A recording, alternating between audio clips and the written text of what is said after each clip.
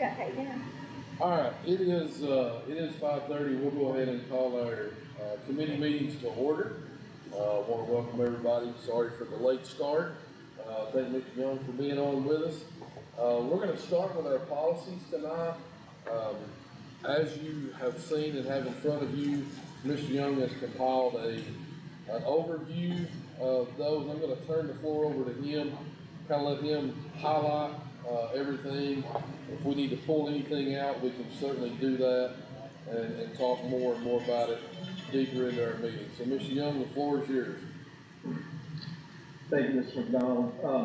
Board members, there was 25 policy recommendations that TSBA brought to our attention that were impacted by legislation that took place this past legislative session. And those policies and legislation, the legislation that affects those policies take effect beginning in July 1st. And so looking through the policies, reviewing the TSBA webinar, their recommendation and explanation of these policies, I came up with the following, and I wanted to just bring that to your attention tonight. There are 14 policies that I would recommend adopting the language provided to you in those policy updates that reference the public chapter and also on for TSBA. And those policies, if you look at your the information provided to you, you'll have to search for these. They're not necessarily in order, but the policies, the language that I've submitted for those policies would be policy 1102. You might want to write this down, Mr. McDonald.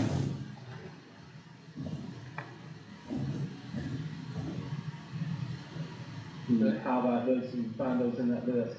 1102, 1400, 1402, 1404, 3202, 4300,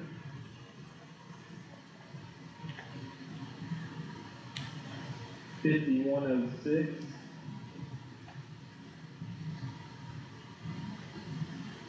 5302,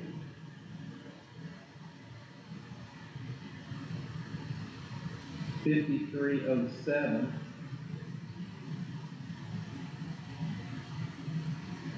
5600,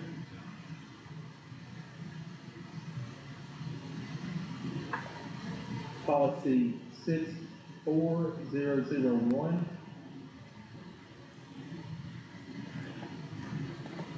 policy 6202,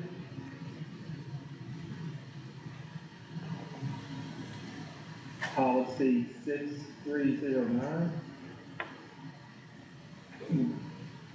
and policy 6402. So those policies,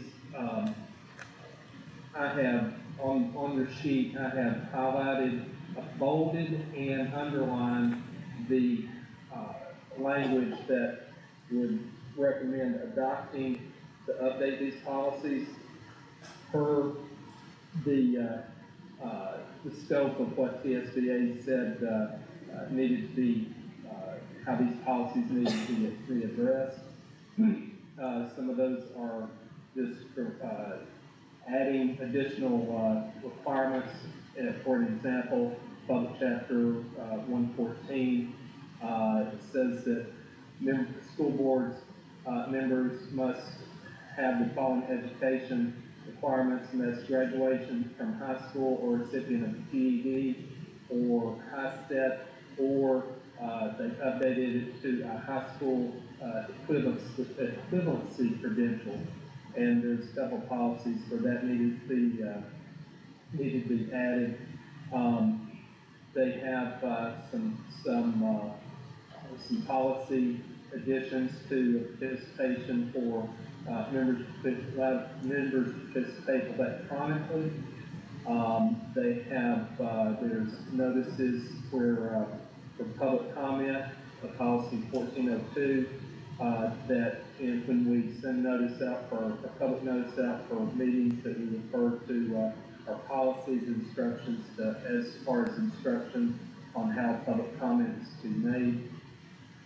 And so, there's, of those 14 policies, in your information that's provided, that shows the underline and bold, print, or where those changes would be made and how they would be, added to our current policy that's in place. So, moving on from that,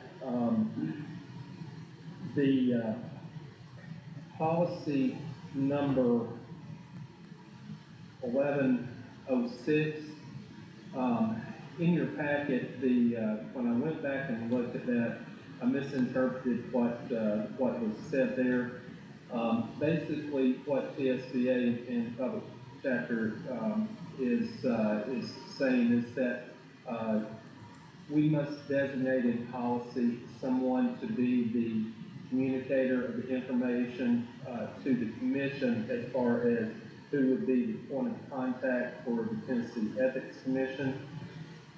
And their model policy has that to be the board chair to serve as the point of contact, but references that the director of school be the one to provide the contact information to the commission anytime there is a change, and that be done within 30 calendar days.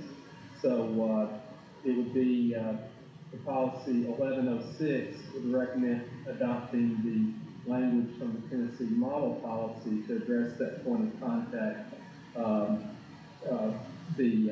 Who would be providing point of contact information to the Tennessee State Ethics Commission.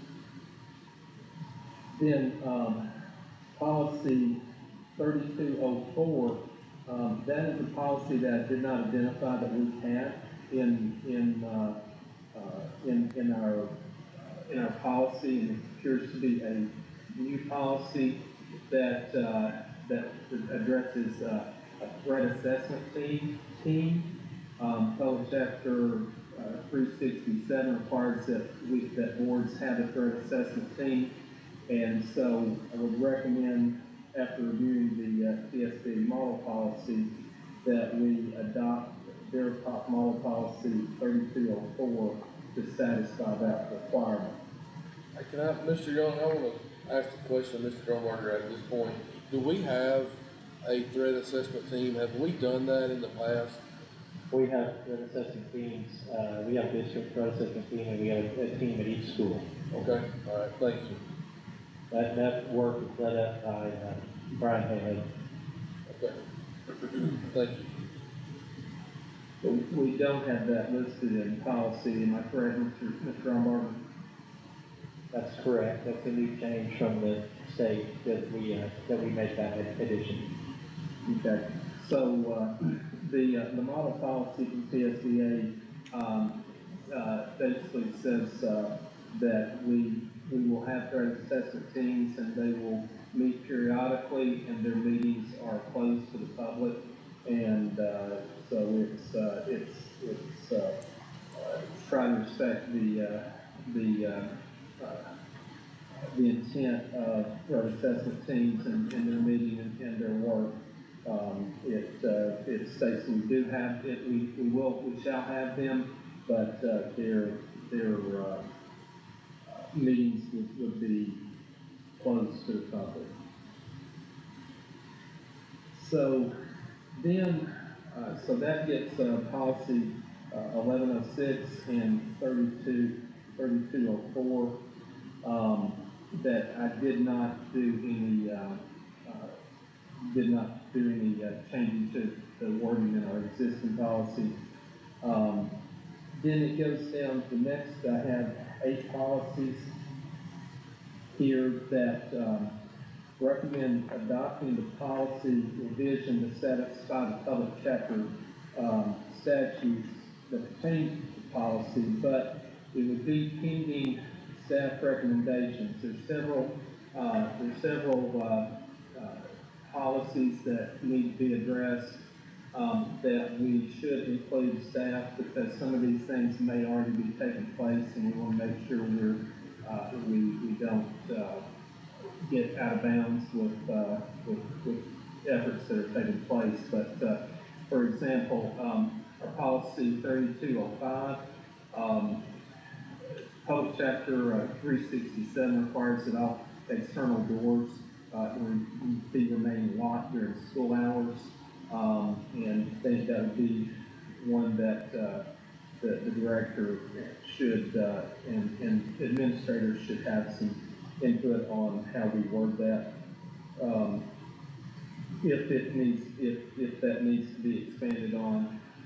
But then in addition, they were discussing that, talking about security for after-school activities, and that also is probably taking place, and maybe we again want to give them a chance to look at what's being, what the requirements for policy are, and see how they best incorporate that into the policy where it keeps confidentiality where it needs to be, but also states that those activities are taking place.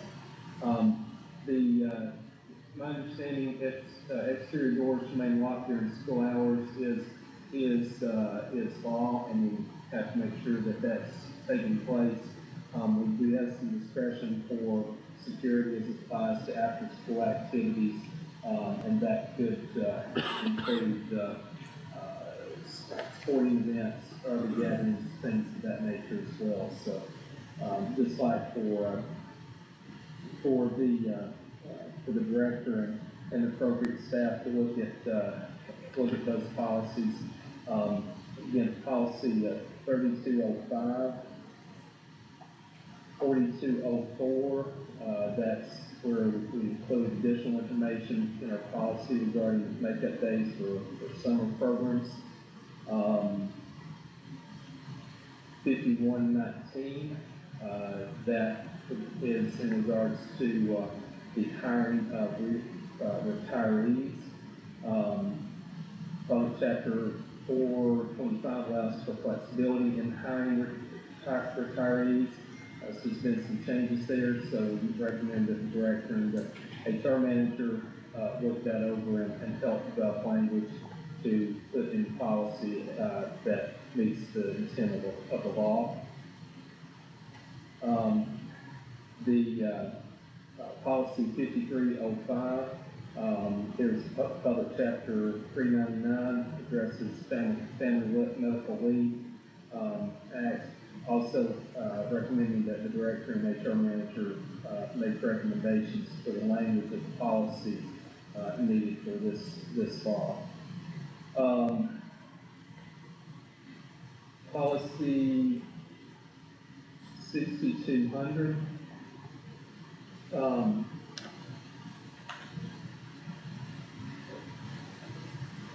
6200, I have to look here for a second to see what that is. There it is, please.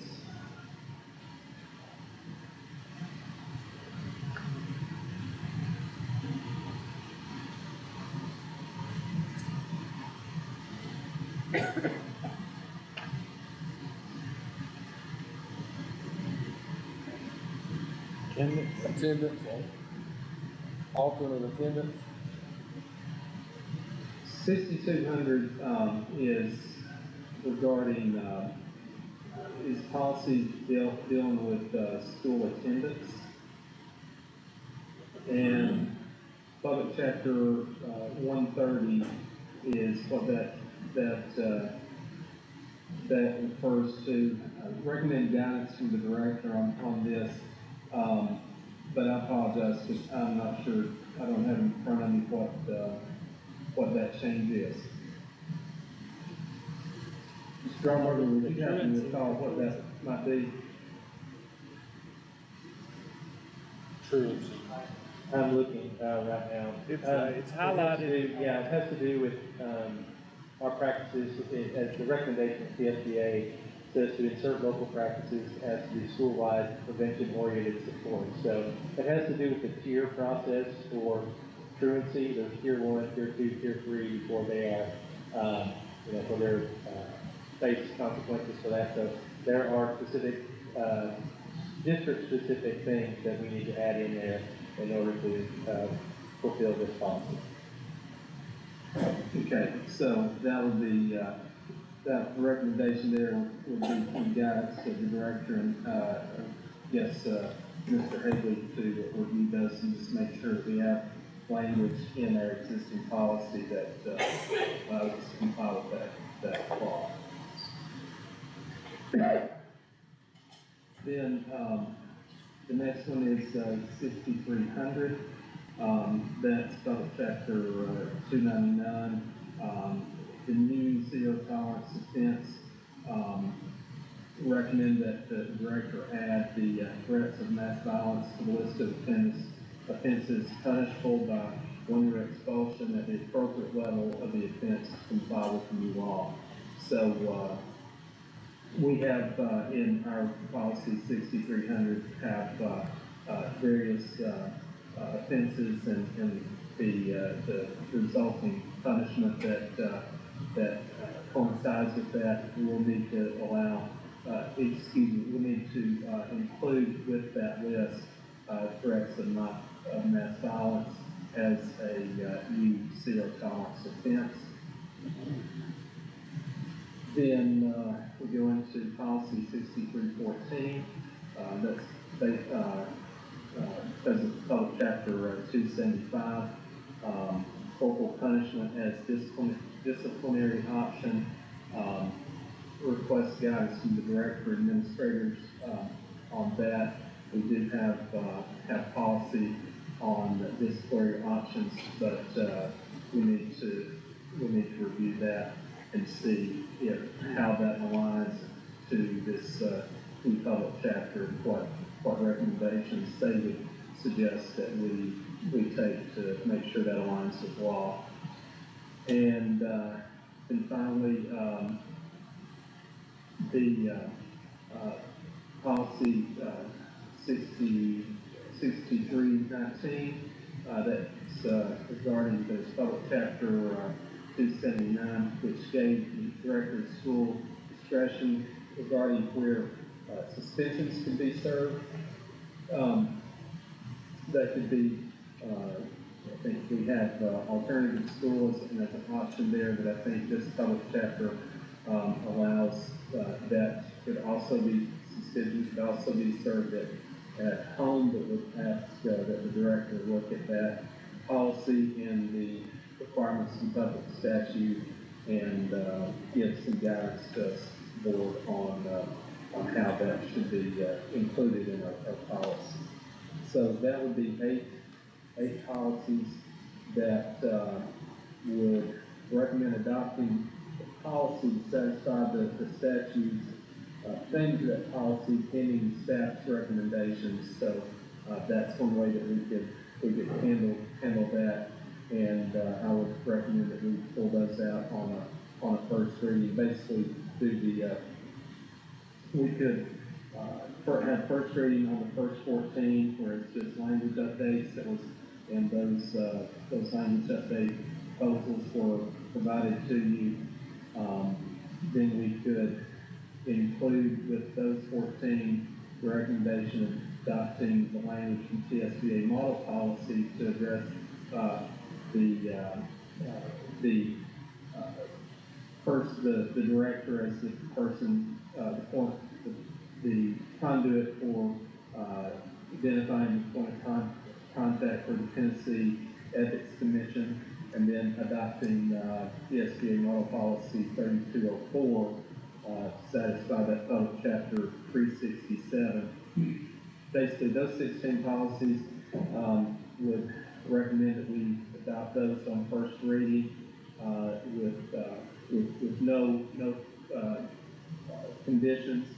Then we could adopt the remaining policies, 3205, 4204, 5119, 5305, 6200, and 6300, 6314, 6319, adopt those first reading conditional upon, staff recommendations. And, I think Mr. Drumberger, talked about that, but he could get some feedback to us on that relatively soon, certainly prior to our next meeting. And there's just one, yes, sir. I may be jumping ahead here, but did you deliberately leave out 4.404? You think you go with that? Yes, that was the next one I had, Okay. on my list. And, so,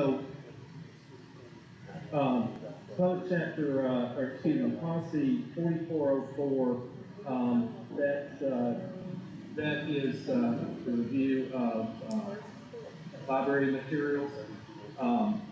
And get that, make sure I'm speaking correctly.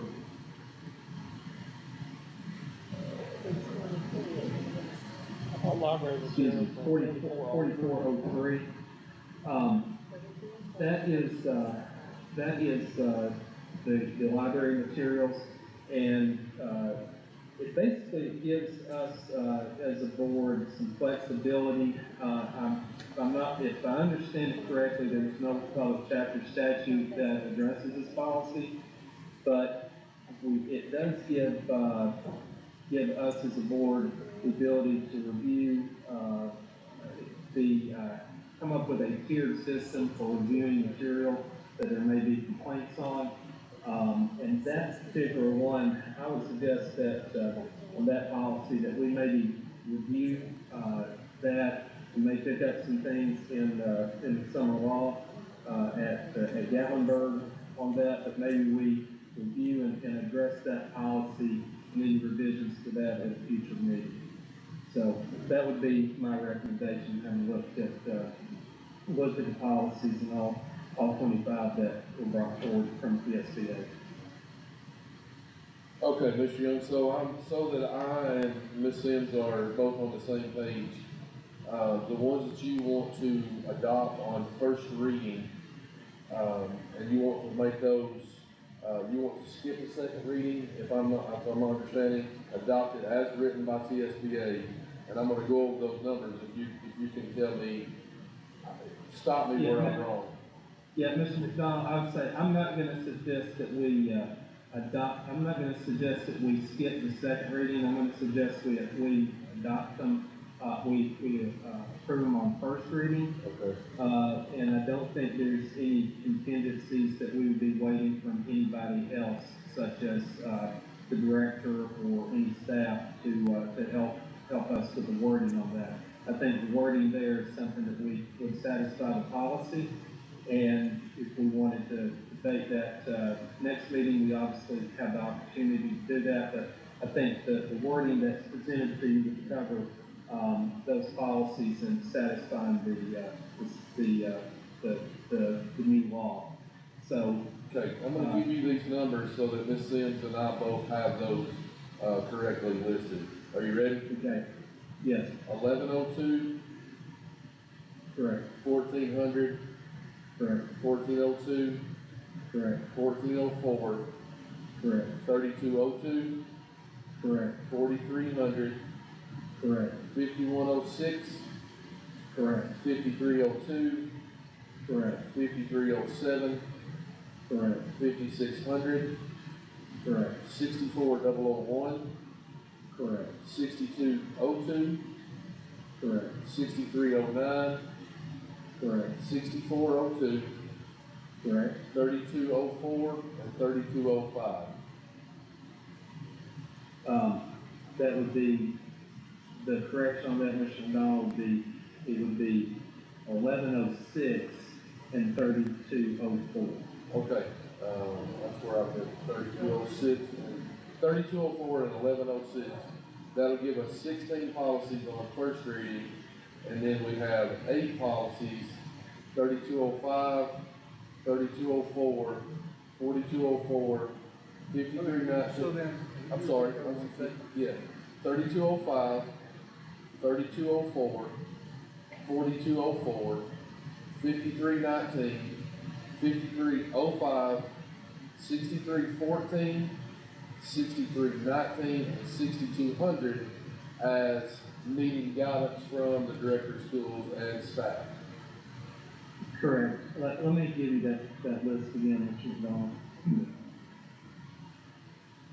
That's 3205, 4204, 5119, 5305, 6200, 6300,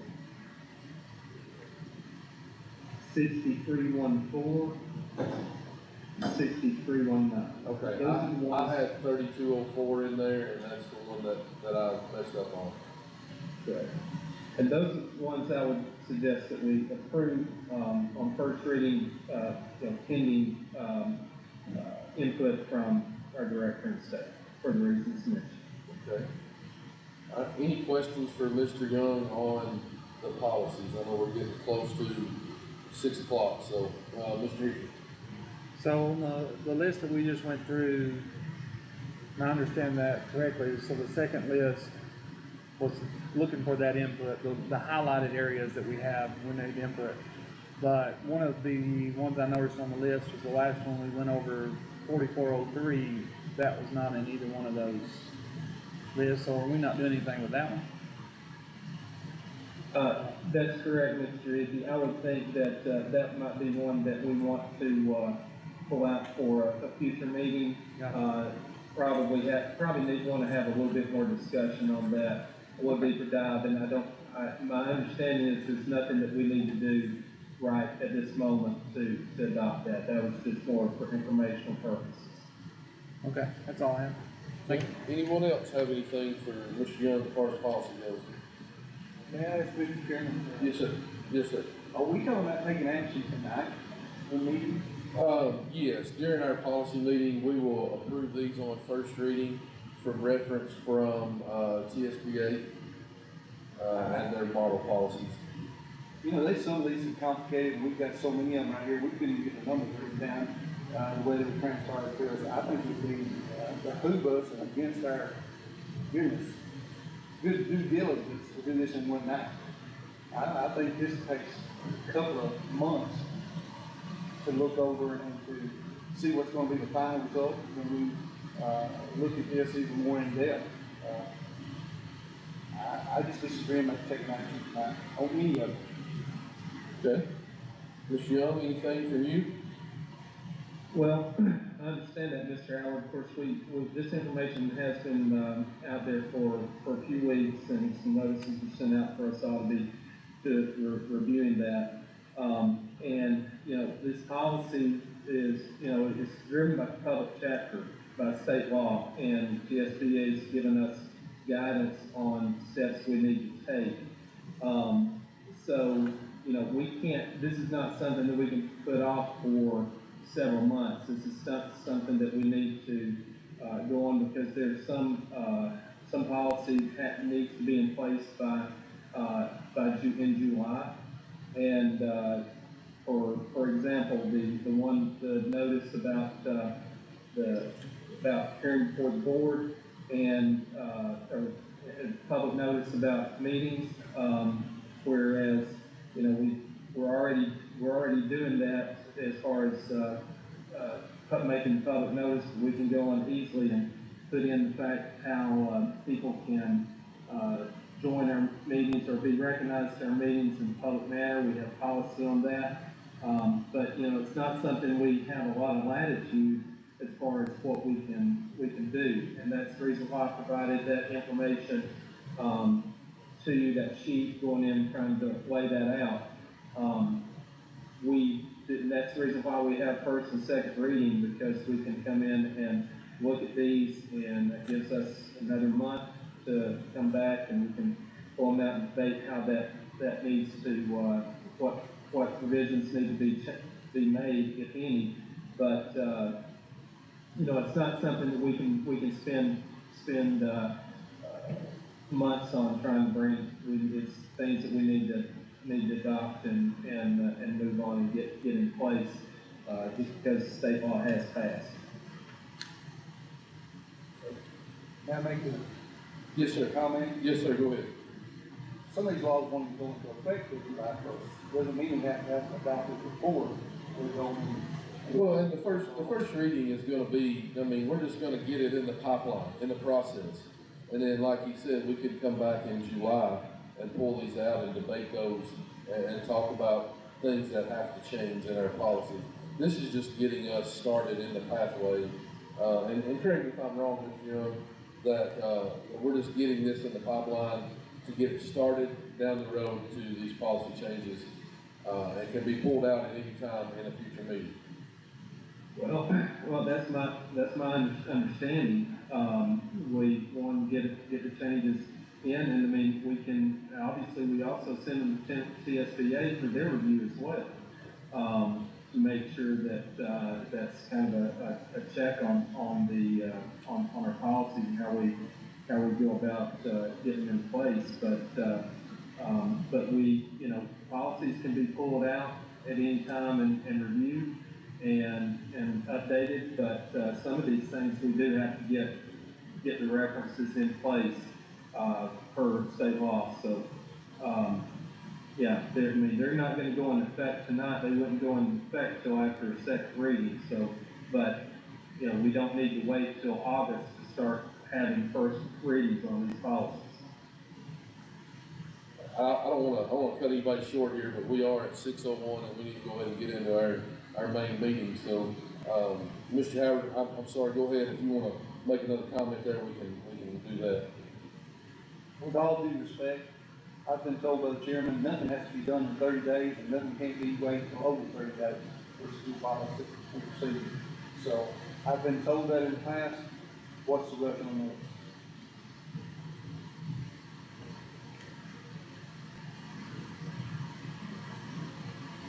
that? There is no rush, other than the fact that we need to get moving on it. And so that's what went through the policies, put that in place, give you the information. You can study it, you vote no to adopt them on first reading. But at the end of the day, we've got to get started on addressing the policies. There's 25 of them that need to be looked at. First 14, pretty straightforward. The other first 16, it's pretty straightforward. The other 8, we probably need some help with. So, we can, it would be, I would recommend looking at these at first reading tonight, but, at the end of the day, it's what the board wants to do. Okay, well, I'll tell you what, let's go ahead and adjourn our committee meetings. We'll talk about our budget amendments and our maintenance committee during the main meeting tonight. But we will go ahead and get started with our June 15th meeting of the White County Board of Education. We do want to welcome everyone. Thank you for being here. Thank you for taking your time and coming to the meeting tonight and helping us take care of the business of the school system for White County. At this time, I would like to ask Mr. Howard if he would lead us in the pledge to the flag and ask everyone to stand. I pledge allegiance to the flag of the United States of America and to the republic for which it stands, one nation, under God, indivisible, with liberty and justice for all. Thank you, folks. Again, welcome to our meeting tonight. Welcome to the White County Board of Education conference room. We're going to kind of go over and review what we have here tonight. Our agenda is pretty straightforward. We're going to, there are policies and guidelines in place for the way the agenda is put together. There is time for public comment, time for approval of budgets and amendments and different things that we have tonight. We've got several budget amendments that we're going to go over in just a few moments.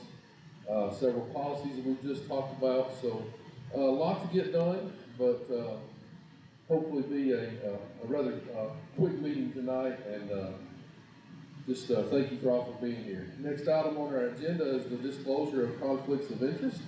As I do, each meeting, I will state that my wife is a teacher in the system, and the comments and the votes that you will hear from me tonight are solely my own thinking and, for the best interest of the system and the children of White County. So, any other board members have a conflict of interest tonight?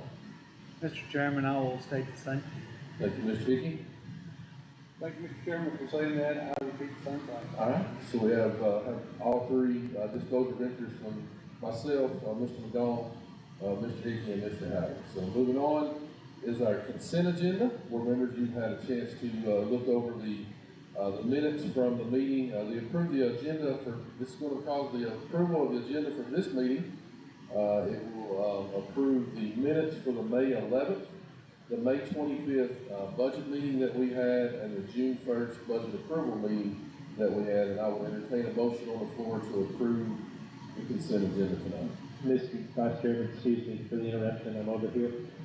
Yes, Want to make a notation, there's a typo error that says 2022, but it should say 2023. Okay, so making the correction of 2023 instead of 2022, so thank you for catching that, Mr. Grunberger, I appreciate that. With that notation, for changing the date to 2023, do I have a motion on the floor to approve those tonight? So moved. Got a motion by Ms. Hastings, do I have a second? Second. Second by Mr. Hickey. Any questions? Any comments? Mr. Chairman, I have a question. When did everyone receive their agenda? This tonight's agenda? It was in our packet. I know I saw it on Sunday, this past Sunday. I got mine today. Anyone else get theirs today? I got mine at 9:40 this morning. I saw it on Sunday in our Google Drive. Whatever's wrong is, that's gotta change. Okay? This entire agenda right here, I got less than 10 hours, you know? Are we Okay. supposed to get it 3 days in advance by policy? It's supposed to be posted on Monday before the meeting, correct, Mr. Grunberg? It was posted and it was put in everybody's Google Drive at the same time, so it goes in both drives. Yeah, I first saw it on Sunday, so that's when I looked at my Google Drive. Mr. Howard, you may not have received an email with all the documents in it because those continue to come in throughout the week. But the Google Drive's been populated at the same time for all board members. What did we get at 9:40 this morning? Did everybody get something at 9:40 this morning? I saw an email link for the meeting For tonight. this right here? No. Yes, that was an addition that, no, for the addition that I believe that Mr. Young had put together that synopsis of all the policies, and so I wanted you to have a chance to see that. I got that this morning, and then I shared that with you. That's what I got this morning, yes. Mr. Chairman, I'll have to ask for mine, hard copy. Okay, all right, well, Mr. Dixon, I searched Drive, I searched Google Docs, I searched emails, I searched everything, and couldn't find it. But, Okay. like you see me, okay, we can definitely look into that. Any other comments? All right, hearing none, all in favor of approving the consent agenda, let know by saying aye. Aye. All opposed? Motion passes. Next item on our agenda is and you were able to look at in the Google Drive, the approval of the fiscal year 24 school board meeting schedule. On that schedule, we have added, or Mr. D has added 2 dates in May to be determined, but that is for the budget workshop that we have every year. So that is there for you to see. And then we will get, I guess, Mr. D, you can help me here too. We'll get what we're gonna talk about as far as schools and our theme for the year. That will be later, correct? Yes, we can come up with that. The schools should be listed, but the themes. But there was some conversation with the chairman and I think with the board about looking at doing that something different. There was conversation at one point with the board about having supervisors at meetings to discuss certain things. So Just some uncertainty there, so I didn't take the liberty to come up with a theme of the 20 board to establish what they wanted to see at those meetings, and we can populate it then. And you'll notice, on that school board meeting schedule, the first two, July and August, are here at the Board of Education. And then we start at the middle school, and October is out of sequence, due to fall break. So it would be the third Thursday, is that correct? Third Thursday of the month instead of the second. Everything else seems to fall in line with the second Thursday of the month, as populated. So have that on the floor, for approval. Do I have a motion to approve our meeting schedule for fiscal year 24? Got a motion by Ms. Hastings, do I have a second? Second. Second by Ms. Stone, any discussion? Mr. McDonald, I would encourage all board members that if they have a specific department or topic that they would like to have presented on a, either meeting for next year, that they forward that information to myself and Mr. Drumbarger, so we can get that on schedule. But we wanted to give the board members the opportunity to have some participation in putting that together, who they'd like to hear from. Okay, so, board members, if you didn't hear him well, if you have a, particular department that you would like to have come to our meeting, kind of give us a synopsis of what they do, please forward that to the chairman, Mr. Drumbarger, and we'll get that set up. Any other comments or questions? All right, all in favor of approving the, schedule, let it know by saying aye. Aye. All opposed? Motion passes. Next is our approval of the federal budgets for for fiscal year 24.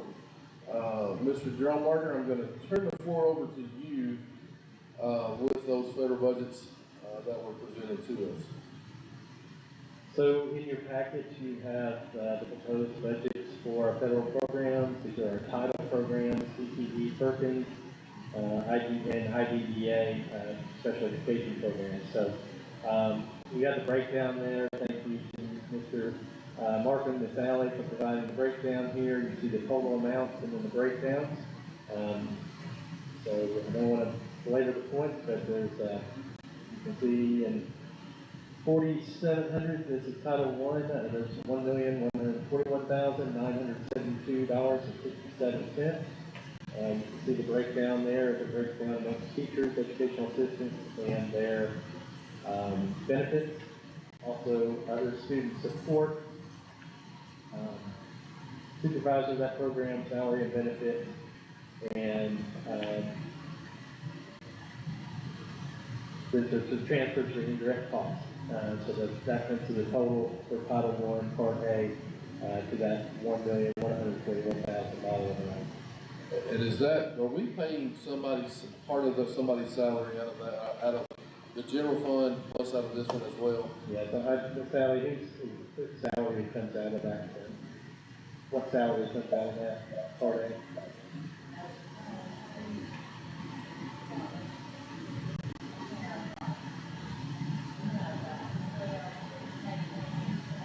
Right, but the supervisor.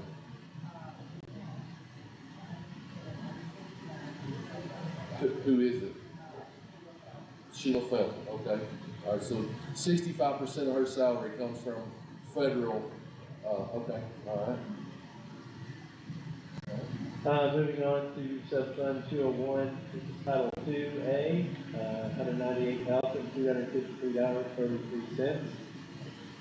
To the breakdowns there for substitutes. Other salaries and wages, Ms. Alex speaks to whose salaries and wages those are. Indirect costs, and that is the total $198,253.33 for Title II. Title IV funding, this is Subfund 411. We have our safe and drug-free schools. This is our safety money, $86,425.76. We have some non-certified teachers, non-certified substitute teacher money in there, and also instructional supplies, software, contracted services, other materials and supplies. Do we have a salary that's coming out of that, Ms. Adams?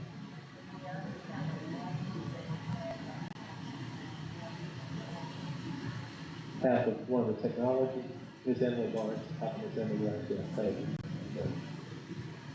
And then some transfers in and out for indirect costs for the $86,425. Are all of these budgets, taking into consideration the rise in substitute pay? I know there's a lot of substitutes in here. Is it taken into the sub pay? Yes, Ms. Adams made the adjustments for the increase in substitute pay. Title V funds, this is Fund 501, it's innovative education programs.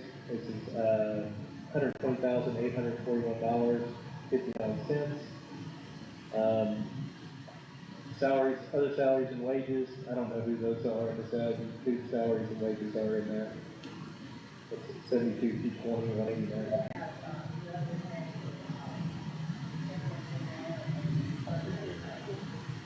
Instructional coaches and, Ms. Emily Barnes, the other half, Ms. Emily Barnes salary. Okay.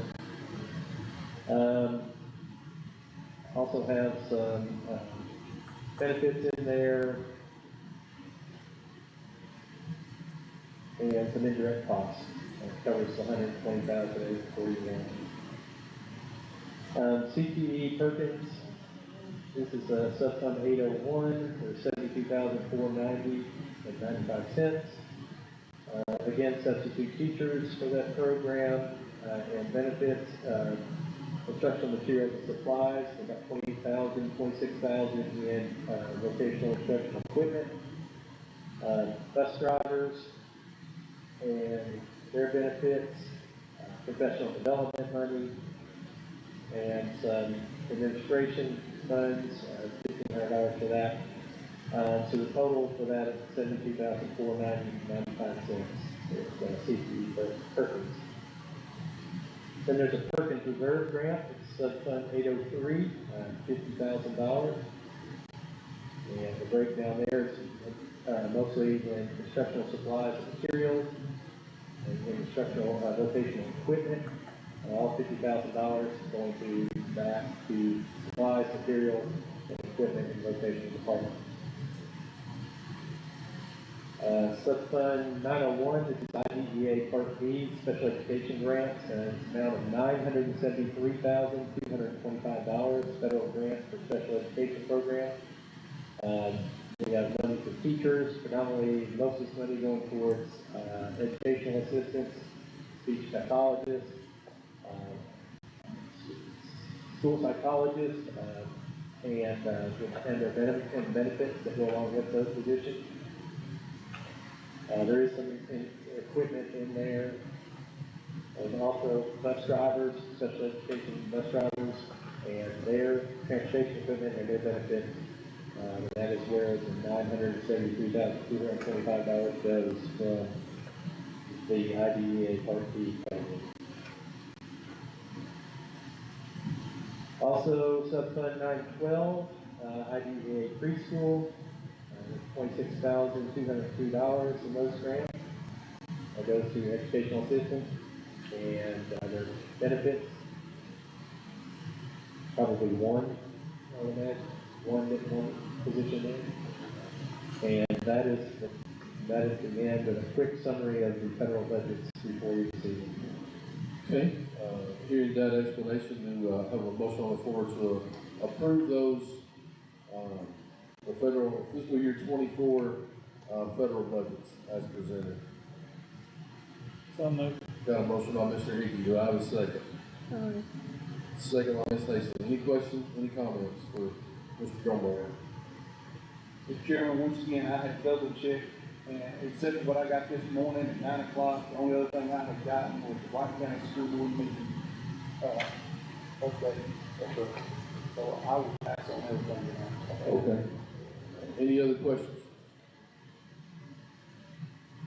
All in favor of approving the federal, fiscal year, federal budgets for fiscal year 24, let them say aye. Aye. All opposed? Pass. Motion carries. Next item on our agenda is the approval of the internal school budgets.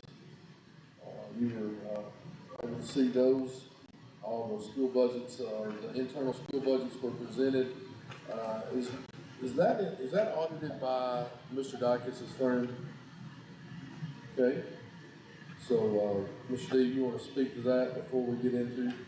Yes, I obviously won't go into detail on every line of these budgets. They're pretty extensive, but I will tell you that our schools are in strong financial position. Have good confidence in our administration and our bookkeepers at our schools. They're doing a good job of keeping us in the black. We do have some concerns working with some schools on raising some funds and making sure that they're in a little healthier position as we go forward into teacher funding. I also have a couple conversations with principals about where some money needs to be spent. So we want to make sure that we're not just good stewards of money, but we're not saving money, just making money, that we won't spend the money on the students that raised it.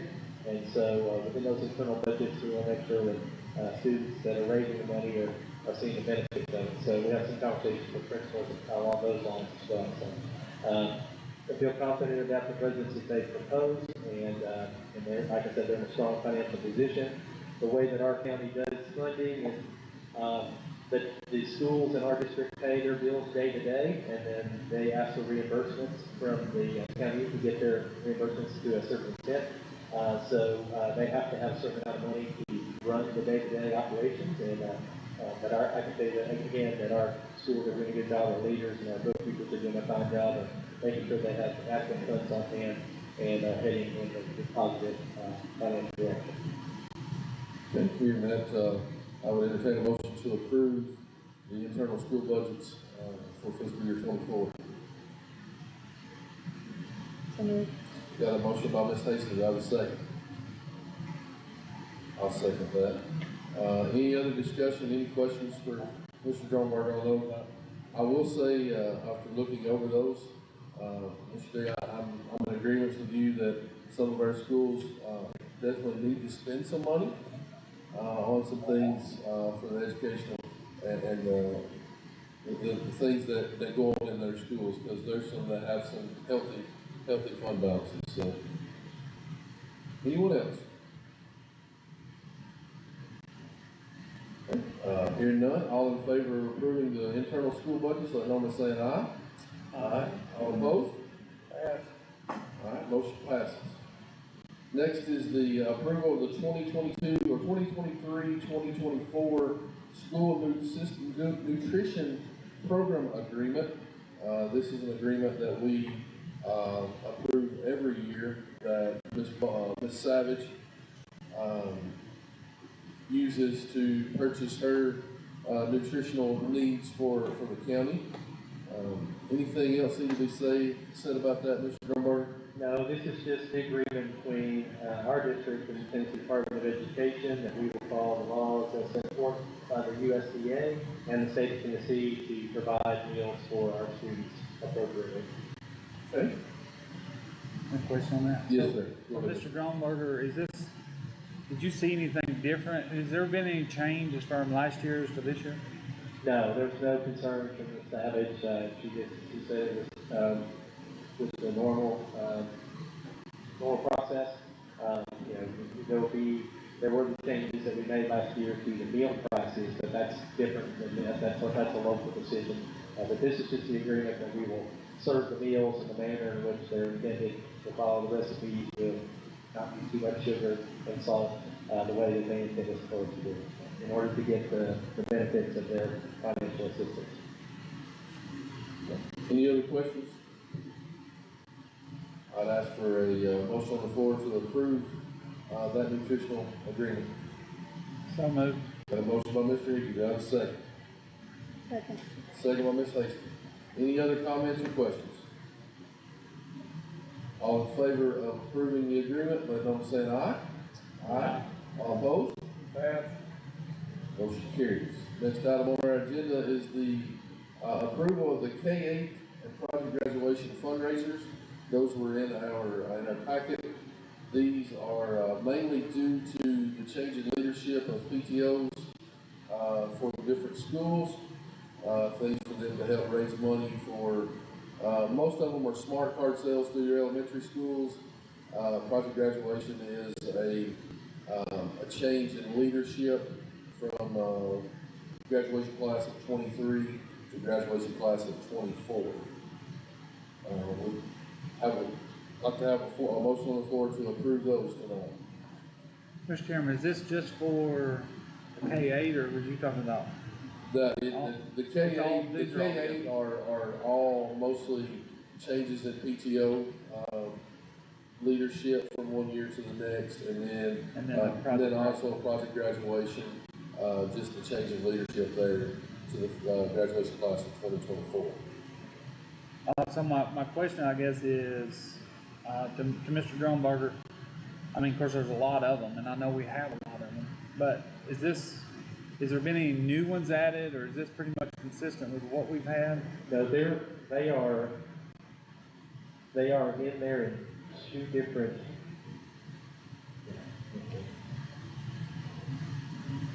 There's two or three different items in your folder, Right. but there's one agenda item. So, the board can do it however they like, but I just put them all in one line, so they don't have to do three different votes.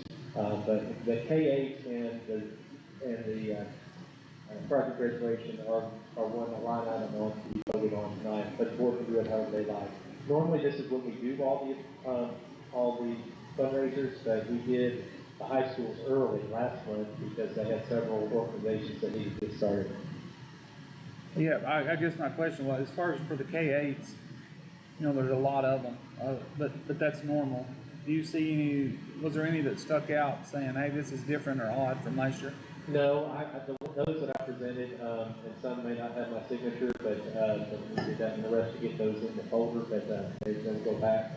But all those presented tonight, I've had conversations with the principals on and feel confident about. Some of them are stepping outside of the normal smart card. They're trying to do something a little different, see if they can raise some money a little bit differently, and so we're allowing some of that, but it's nothing that, and some of them actually are things that we would consider in-house, like wearing a hat, paying $1 kind of thing. That's one that probably usually doesn't come before. There's a jeans that you want, I think, with the project graduation that normally would just be in-house and then come before the board. Normally the things that come before the board are those that the students are going to be outselling to the public in some form or fashion. And so there are a lot of them, but again, this is the month that we normally do those. We just did high schools early last month. Any other questions? We have a motion on the floor. Okay, all right, so, with that, I would, entertain a motion on the floor to approve, and if you can make your motion to separate them, or however you wanna do it, so, to approve these, K-8 and project graduation fundraisers tonight.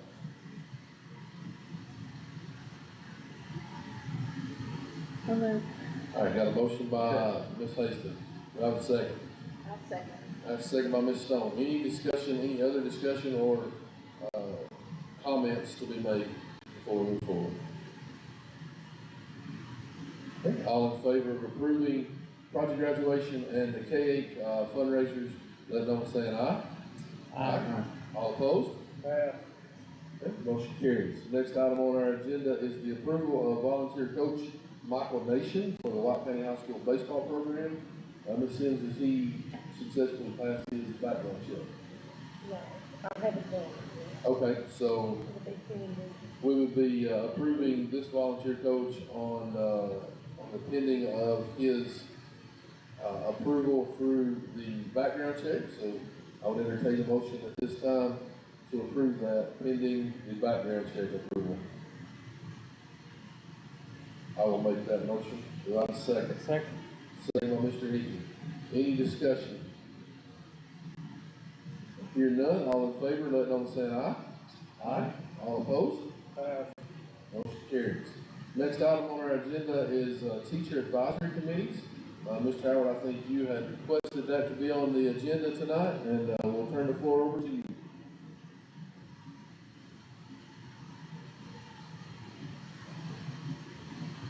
I don't even want to talk about it, to be honest with you, Karen, but it is important. teacher advisory board, I believe, was set up to be an independent, information where no repercussions are, and, I've had it thrown up to me that it's here to address it because the school board might fire me. And I said, well, there's two issues against that. One, the school board only has one employee, supposedly. And the two, we don't do any hiring or firing, and if there's gonna be any vindictiveness, it would not come from the board. So, my intent is for them to have a free and willing way to, add suggestions, improvements for their school, for their teachers, for their staff, anything that they want to improve with. And, I don't know another way to do it better than for that information to come straight to the school board members individually, without any stopping anywhere in between, without any picking and choosing of which one to get here from. And, my motion would be that, we hear from every school board, every teacher advisory board committee's request. Okay, so you wanna put that in the form of a motion that come to the school board members, via email, at the same time it's seen by. I mean, don't we already kind of have that as far as they're free to call or email us at any time? Or we just need, you just wanting a form? I guess I'm just trying to understand what we need. Well, the only thing that I have ever seen about the teacher advisory board was a negative was me, and that's the only one I've ever seen that I can remember. Okay, so my request is I called the school up and said, well, hey, you know, who is it who feels this way towards me? And they didn't have a clue who could have responded that way. And so I just wondered if the plan, if it was an intent to just discredit or what. So I had a talk with the person in charge right there, and they made those comments right there. Well, they're scared to death to comment and everything because we'll fire them. And I'm going, where are you getting your information from? And I said, this was intentionally set up so you all have a freedom and a liberty right there. And I just not. I think the discussion before that I've had, that the intent of it was to come from the school board members. And so I believe that's where it was initially set up, the intent of it, and so I'd like to follow through with that. And I told her, I said, well, I would like to see on the request, and she said, well, I can't because, you know, unless the director gives me approval, so this is my request tonight to get that vote. Okay. Mr. Moore, would you like to speak to that before we go any further? Well, that's not the way it's set up. It's set up to be a conversation between the teachers to come to the director of schools prior to my leadership. And so what was happening and what we found was happening, teachers were coming and they were bringing concerns and problems on behalf of the teachers on notes and post-it notes. And it felt like almost like they were shooting the messenger, so to speak, or they felt bad bringing these questions. They felt, and so we worked out a process where they have an anonymous link in which any teacher can fill out a concern, and it comes in anonymously. I don't know where it comes from, and I don't know who sends it. They can put their name if they like, some do, but they send that in, and then I respond because they come to me as director of schools for answers that sometimes the board may not have. So, and the board, a teacher or anybody can reach out to a board member anytime that they'd like. And I encouraged them, when you got that response, I encouraged them to do so. I said, you can ask the board member directly. But that's just internal business, and I was trying to find a way in order to do it anonymously so teachers felt free to ask questions. I share that spreadsheet with everybody on the board, so on the advisory board, so when a question comes in, every teacher knows it. So they know nothing's not slipping under the cracks, or if I'm trying to be as transparent as I can. And so teachers have free license to send anything they want, and I don't even know where it comes from. I guess maybe to follow up on what Mr. Howard is saying here, can the board be added to that list? They can. I'm not sure that doesn't kind of take the, I don't know, as a teacher, I don't know if I want to send something if the board is on it, but if you tell me you want to be on it, I have no problem. I said, that's a click of a button to make you have access to all that information. And in that particular situation, it was one that I felt the board needed to know about, and I'll let you know right away. So, but most of the time, it's things that, it's just day-to-day, mundane things that people need to know that I don't know if the board has the answer to, or maybe interest in, but, I'll do whatever you like. Go ahead. Yes, sir. Mr. D, you and I had a discussion about this, I don't know if you remember or not, and you told me that the intent of it originally was for that to go straight to school board, members. I don't remember having that conversation with you guys. But again, I'm not hiding anything, I'll be glad to put you on that. I'm just saying as a teacher, I put myself in teacher's shoes, I don't know, I won't speak for teachers. I'll be glad to put you on if you'd like to. But it wasn't planted, you mentioned that earlier. I mean, I had a teacher come to me and express the same thing in person, so it certainly wasn't planted. If I were a teacher, I would be more ready to discuss somebody that couldn't hire their environment, or couldn't transfer me, or couldn't even do it, and that would be the independent school board member instead of the director. Because the director has the right and the ability to do all the above. Okay, I have a motion on the floor. Do I have a second to get the board added to, that, list of emails from the teacher advisory committee, or I guess that's how, is that okay? Is that okay for your motion, or how, do you want to restate your motion? I would like for it to pass. Okay? However you want to say it. I'm not trying to cut the director out.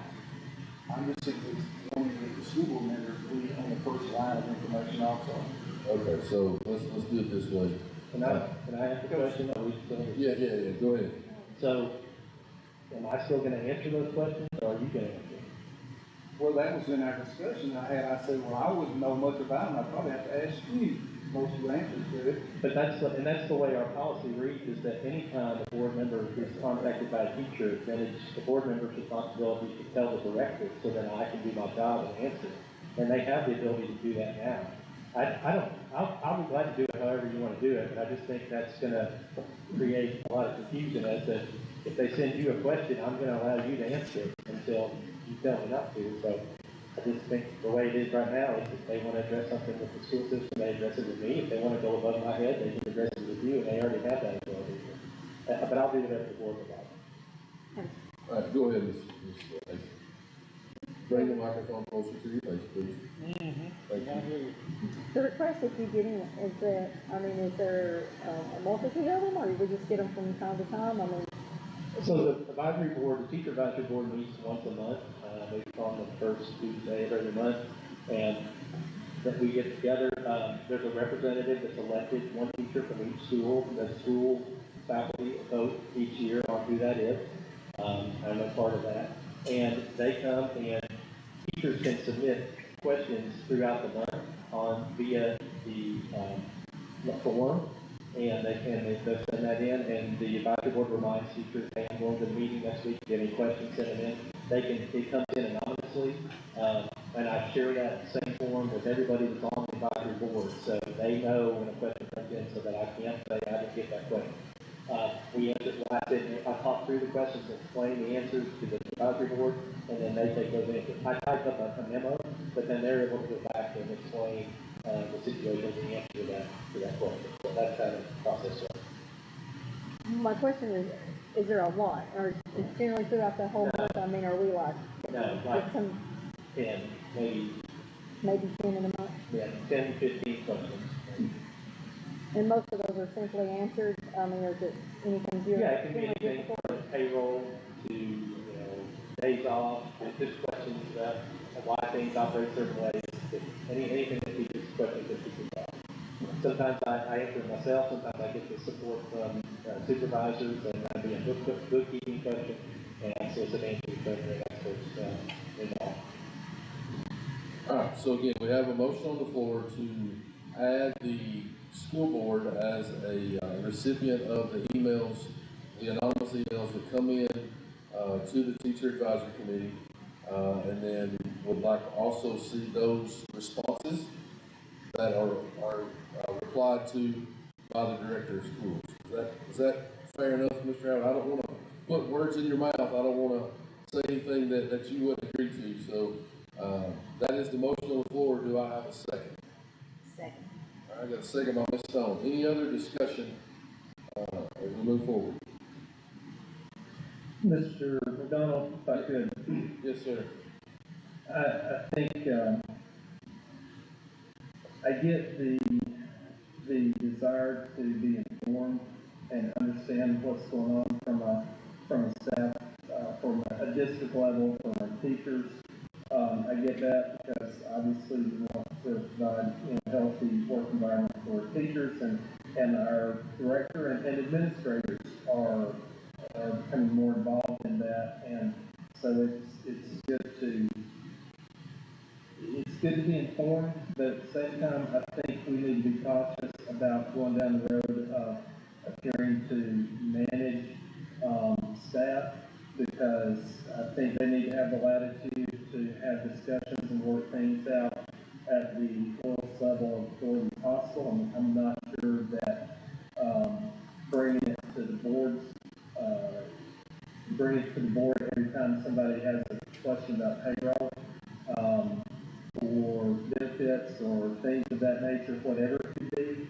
I don't think I think that goes, a little bit above and beyond what our responsibilities are. I would think that we would want to allow them to put the tools in place to let them have good communication amongst, administration and teachers and support staff, whoever that may be. But I think that should stop at the director's level. I think the way it's set up, if it comes up to a representative within that school, and then that school brings it up to a committee, and they have that discussion, I think that's the lowest level that seems most logical to me, because we just don't want to get into getting the appearance that we're trying to manage that. That's not what we're trying to do. Okay, any other comments? Hearing none, all in favor of approving this motion, let know by saying aye. All opposed? Motion. I'm confused. What are we voting on now? We are voting on to, add the school board members to the teacher advisory committee, email and the Google sheet that they fill out to be able to see the questions that they have each month submitted to the director, before their meeting, to be able to, get his take on the questions that they have, whether it pertain to payroll, days off, or anything that's going on in their school. I hope I said that correctly. Mr. McDonald, I was, in on that last email, but it was directed, there was questions in it that was directed to me, and there was questions directed to Mr. Howard and to the board, so, basically, we need to know if we're being asked questions in that format also, but as far as, like I say, the budget or the payroll or some of that, but if there's questions that's directed towards the board, we should get first line of like what the question was and what the concern was, and I think that's kind of what Mr. Howard is saying.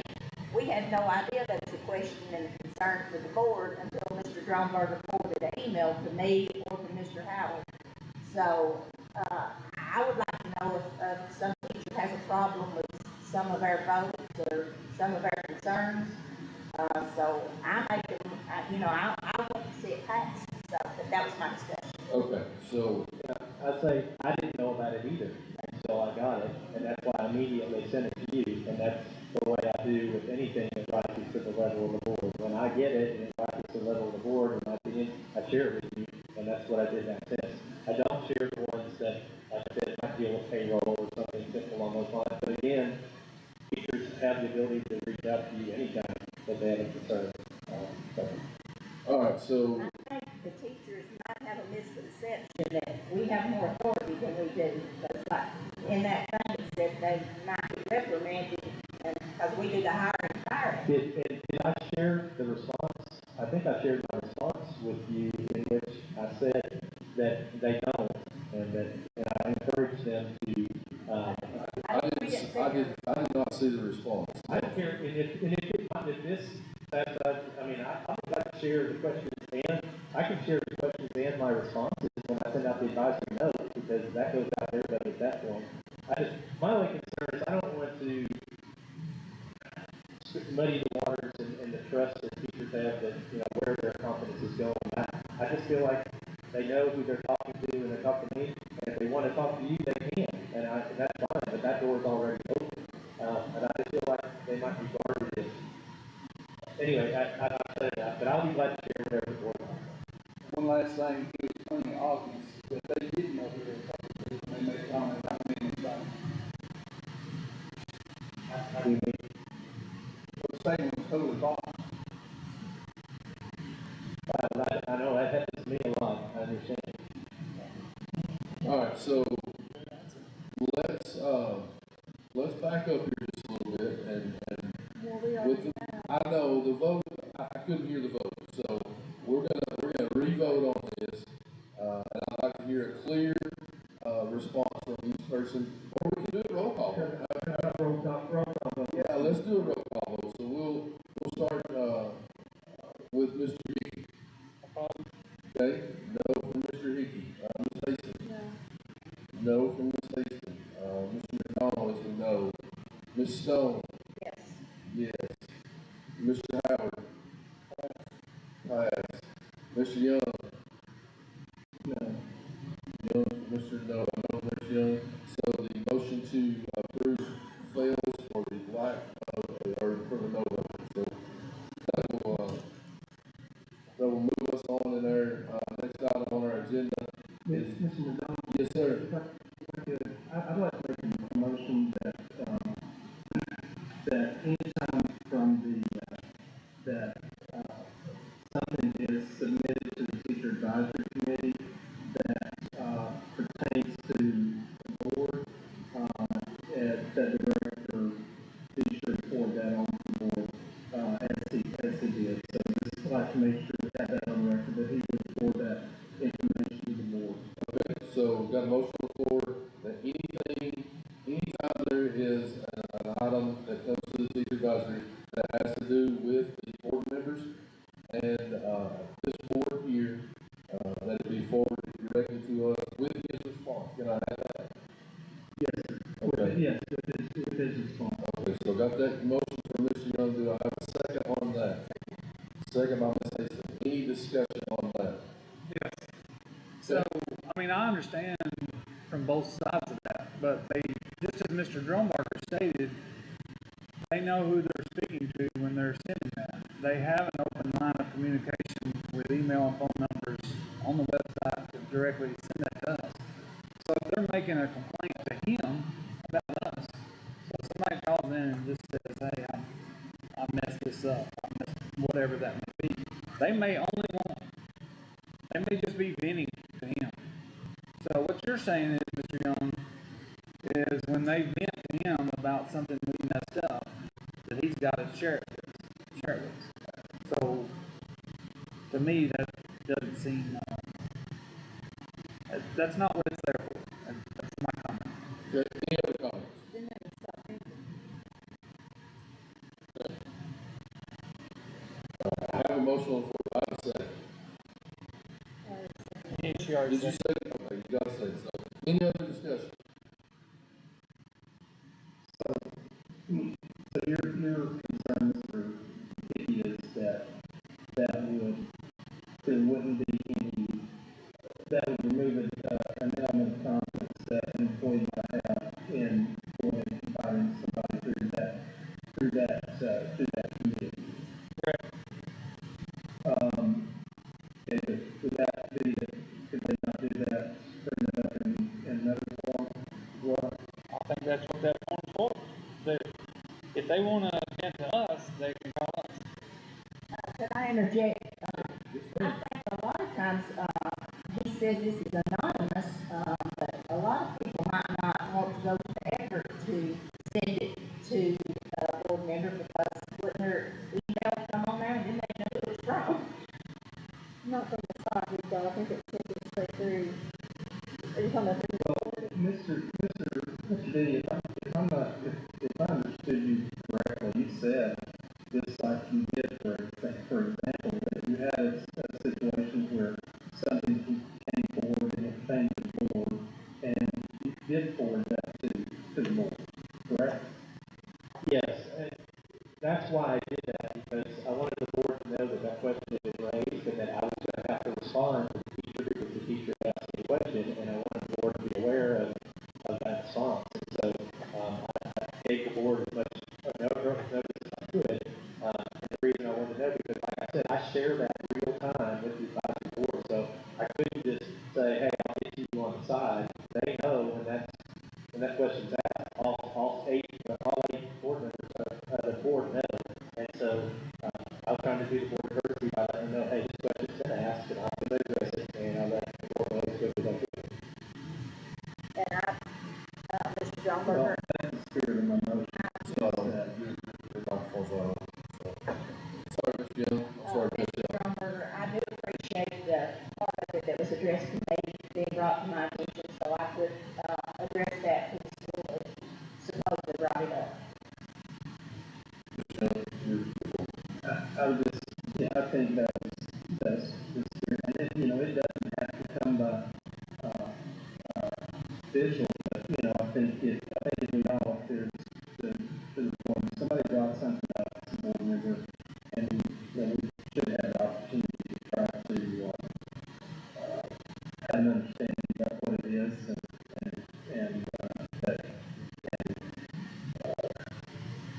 provide clarity if clarity is needed or not. But I appreciate the fact that he was sent that on, and it gives me confidence that in Mr. D is the director, that that he's going to share that information with us and be transparent, and that would be that's the intent of the motion. Is that we just promote transparency for us. If anything's brought up that comes to us, that we would have the opportunity to address it. Okay.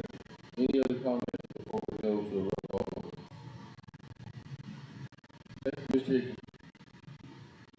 No, dude, it's already Okay, Ms. Stacy. Pass. McDonald is a yes. Mr. Howard. Ms. Young, or Ms. Stone, I'm sorry. Yes. Ms. Young. Yes. Okay, that is, one, two, three yes, two pass, one no. I guess motion fails for lack of a majority. Moving on, our next item on our agenda is the budget amendment and transfer, or the district update, I'm sorry, and Mr. Gilmore. Thank you, Vice Chairman. I'll make my remarks brief. I'll be glad to answer any questions if you have things that are going on in the district. There's a personnel report in your folder, including all the equipment transactions. There's been several this month. Almost all the certified positions are filled for next year, which is good news. We had a very good luck finding good talent to fill our openings. We're in good shape for next year. Several staff positions to be found at this point, but we're confident we'll have those things. More campus plan for next year, the budget as far as safety is concerned, we voted on the board was voted on that just a few minutes ago. Academically, we're about halfway through summer school already, and nearly just under 200 students are going to school at Finley and middle school. We do some credit recovery at high school as well, and that project is going well. Athletics and summer practice, we're approaching the dead season, the dead period, as they call it, the way the 2-week period around 4th of July. There's no athletics going on, we got our fields sealed a little bit.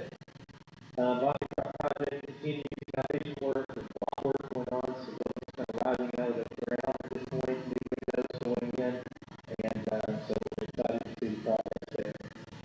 Softball fitting facility, I believe, is this month, later on this month, next week maybe. And so excited about that. There's numerous small scale building projects going on across the district, including several bathroom remodels. Administrators attended the 46th annual Education Leadership Conference at Fall Creek Hall this week. There's a lot of great learning there, lots of sessions,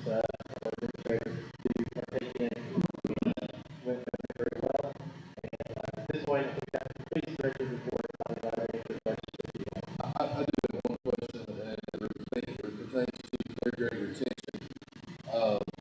Said we had about 60 students that fell under that, and I know the state has been pretty quick in getting their appeals process back.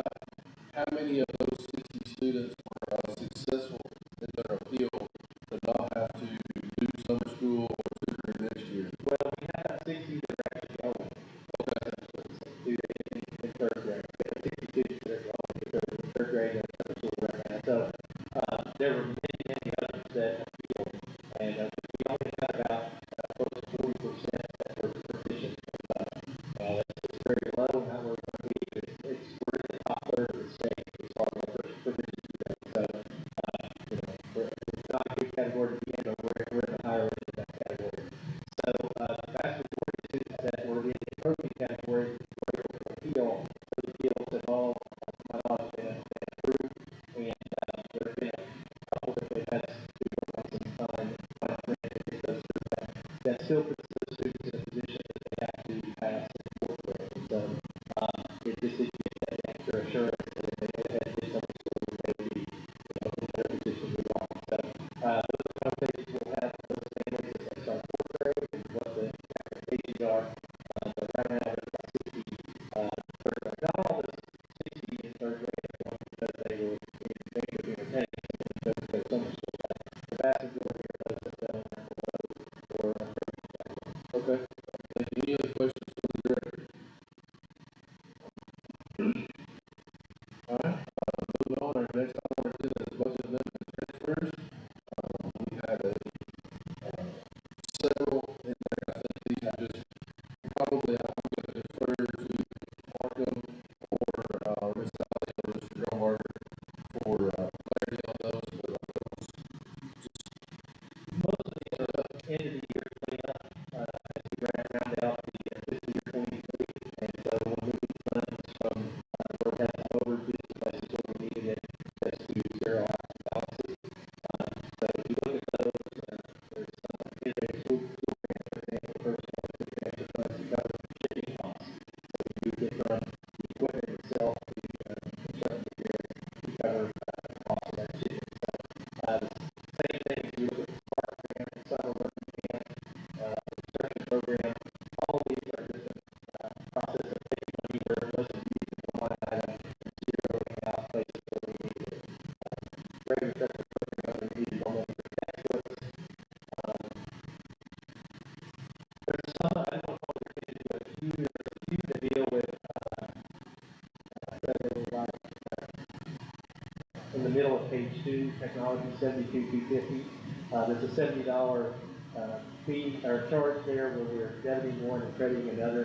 There were a few that dealt with salary, and that is where we did a $60 that everybody got. When we did the raise last year, the bonus, leave the raise, everybody got $1,000, and it really was like $1,060, so we applied that $60, and when we did that, we had to shuffle some money, because we didn't have enough money in that category to pay that, so we shuffled it out of another one to pay that. So there's a few on there where you see a few salaries that were tested by $60 or $70.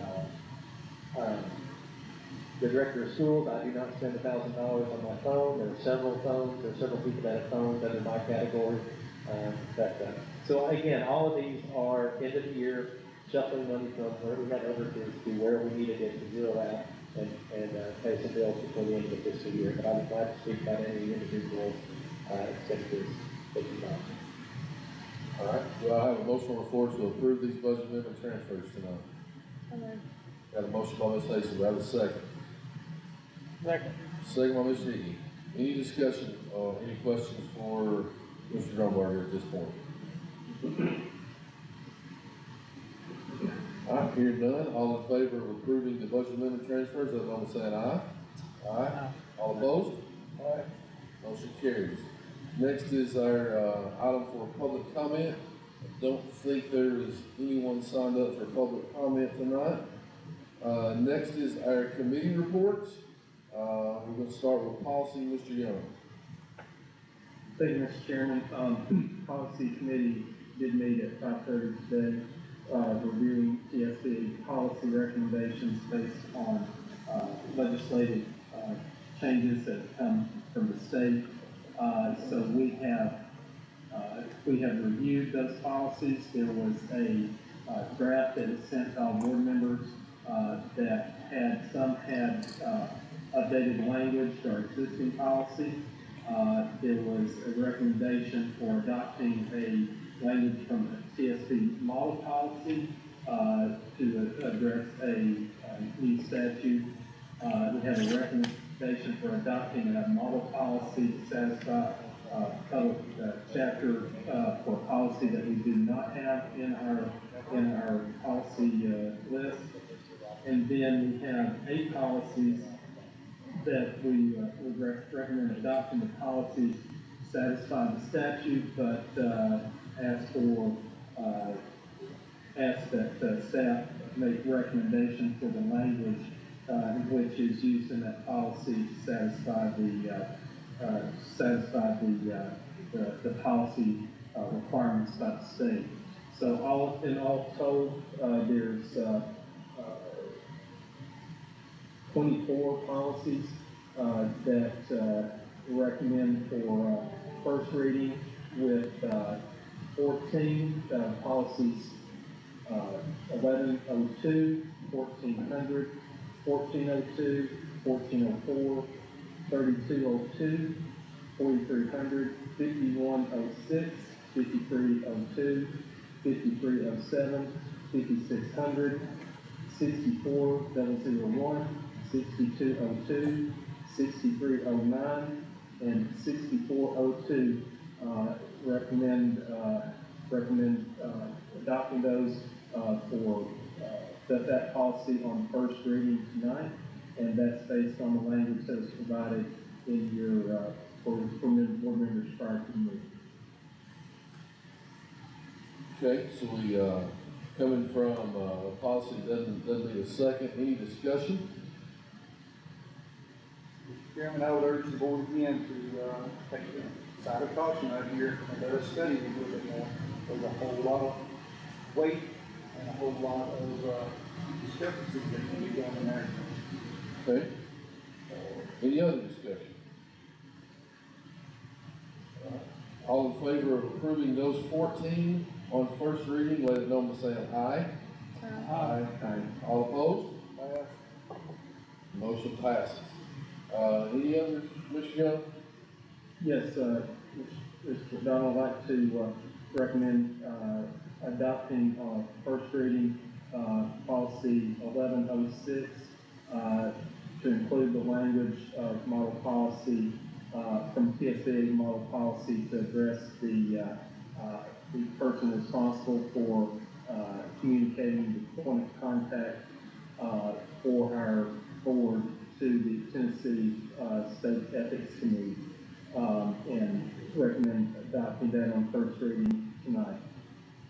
Okay, again, coming from the policy committee, doesn't need a second, any comments?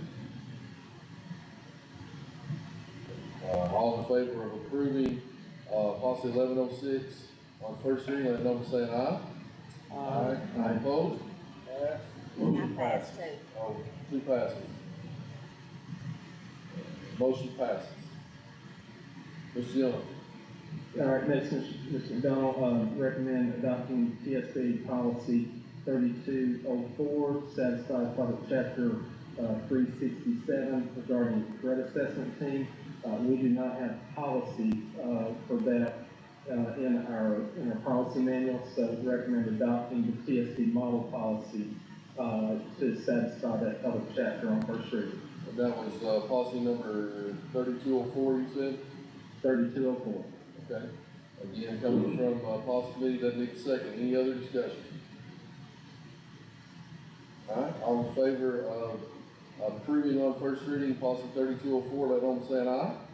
Aye. All opposed? All right, motion passes. All right, Ms. Young. Finally, Mr. McDonald, recommend adopting policy revisions to satisfy public statute pertaining to policies 3205, 4204, 5119, 5305, 6,200, 6,300, 6,314, and 6,319. And that recommendation is, pending staff review and language recommendations, prior to, our next board meeting. One clarification I would ask Mr. Young, instead of 5119, would it be 5319? Possibly could, let me check my notes. That's what I wrote down, so I'm making sure. No, Mr. McDonald, that would be policy, 5119. 51, okay, that's my mistake, all right, so, Let me double check that though while we're here. Yeah. Ms. Sims, you got it right here, and it's 5119, so thank you for that clarification. Again, coming from policy doesn't need a second, any discussion? All in favor of approving, these policies, listed, these 8 policies for first reading pending the, direction from the director of schools and his staff, let know by saying aye. Aye. All opposed? All right, motion passes. Thank you for Ms. Young. Is there any other, policies that you have? No, so just encourage all board members, as Mr. Howard alluded to, there is a lot in these policies, so please review, policies, review the information that's provided to you for the language, and also even, suggest going back and reviewing the TSBA, webinar on these new policy, revisions that need to be in place, prior to our next meeting. Okay, thank you, Mr. Young. Moving next into our maintenance report, I believe Ms. Stone is going to share our maintenance report with us this month. On June 15th, it says, this is the maintenance report that I'm referring to. Mr. Robinson usually done this, so this is kind of a sobering reading. It is. We are replacing the caution lights at the middle school this summer. The replacements are solar panel and phone programmable. Northfield has one of these new lights, and Bondycroft has one as well. The idea is that we replace old lights with a meter with these new solar lights. We are renovating the 5th and 3rd grade restrooms at Woodland Park. This consists of new floor coverings, new stalls, and new toilets with new sinks where needed. We are replacing the main corridor restroom partitions in the Northfield this summer as well. Bondycroft is moving well because of the good weather conditions. New south side lower seating at the high school should be installed before school begins. The high school library unit was bid to Sparta Heating, as we are waiting for them to begin. We are waiting to hear from a grant that might help us rekey every school door and repair some of the door problems. We will install new exterior lights at some of the schools to help with security.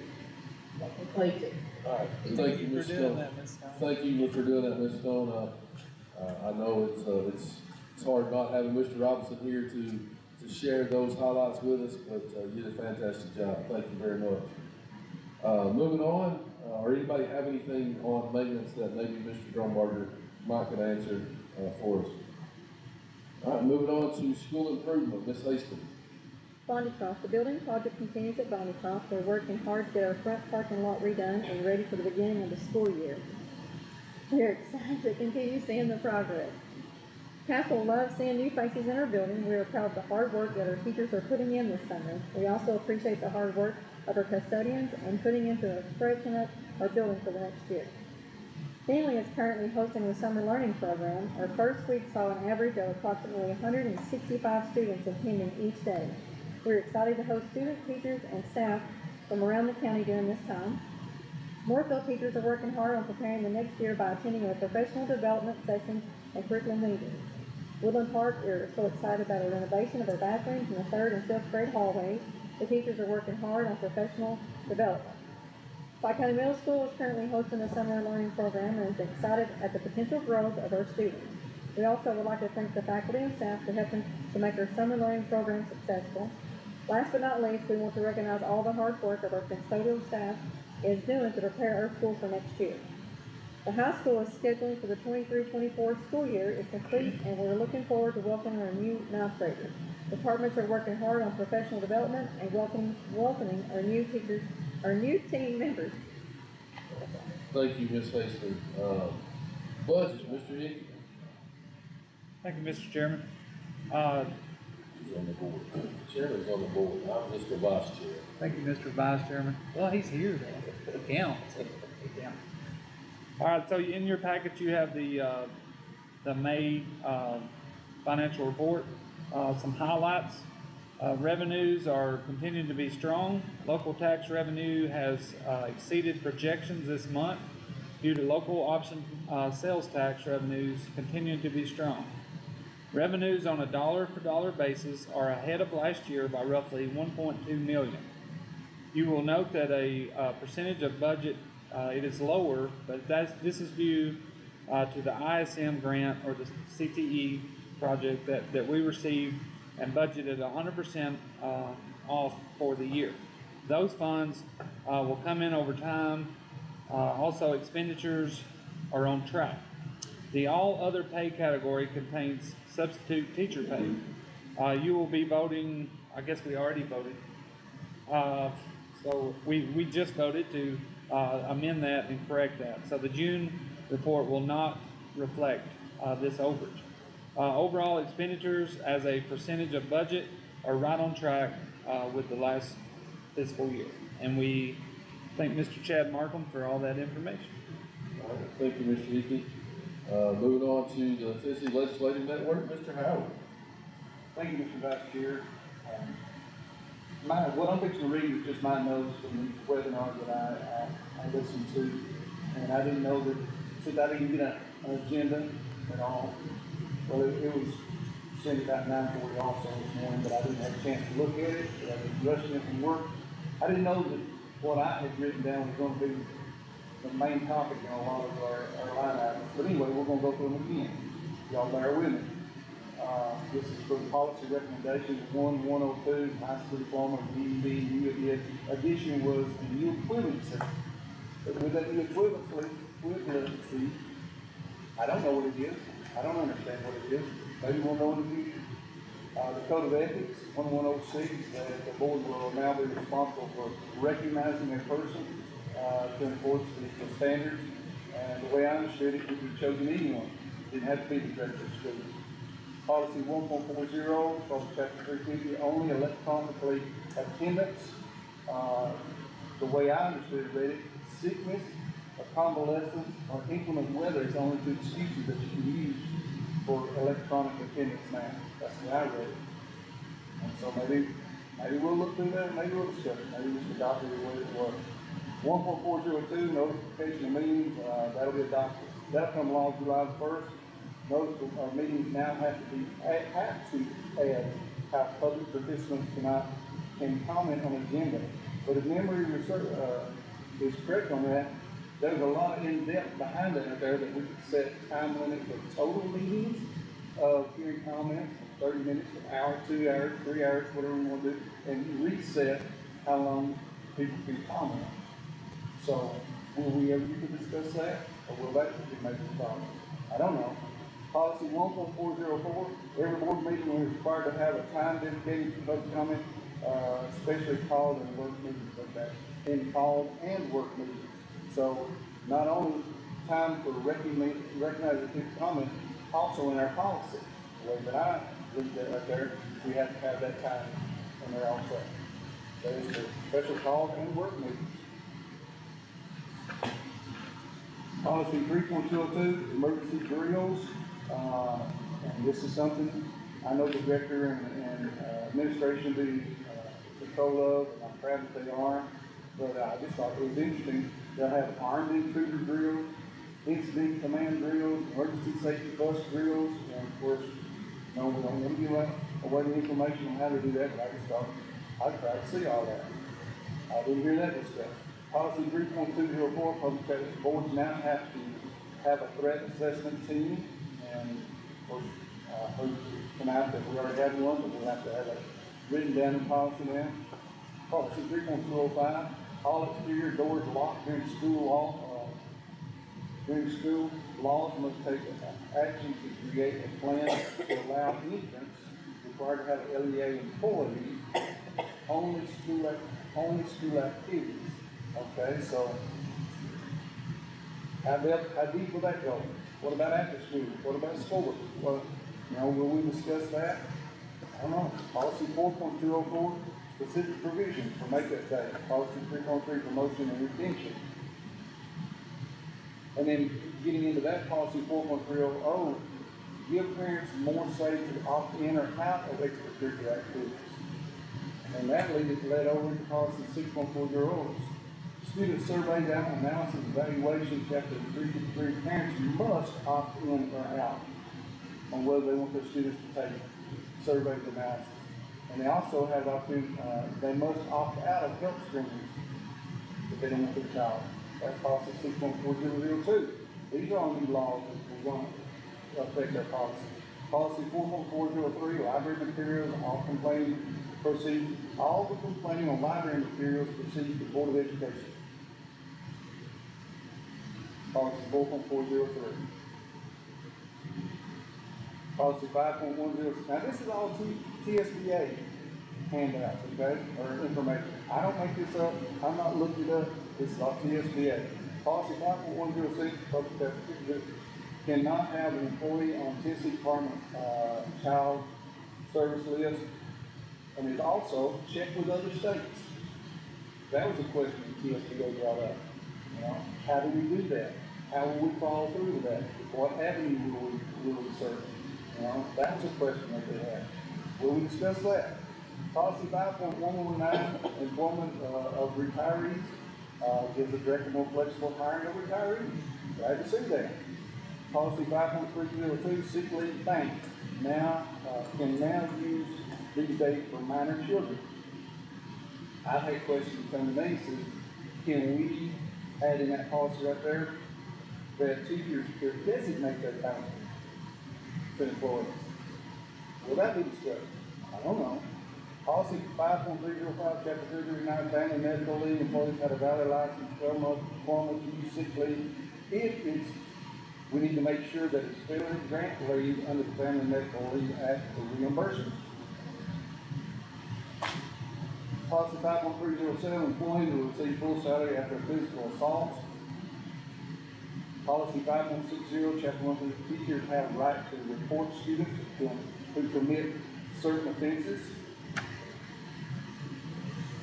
Policy 6.2, attendance, time courses from 1/2 credit to 1/4 credit. I know that's up to the administrators.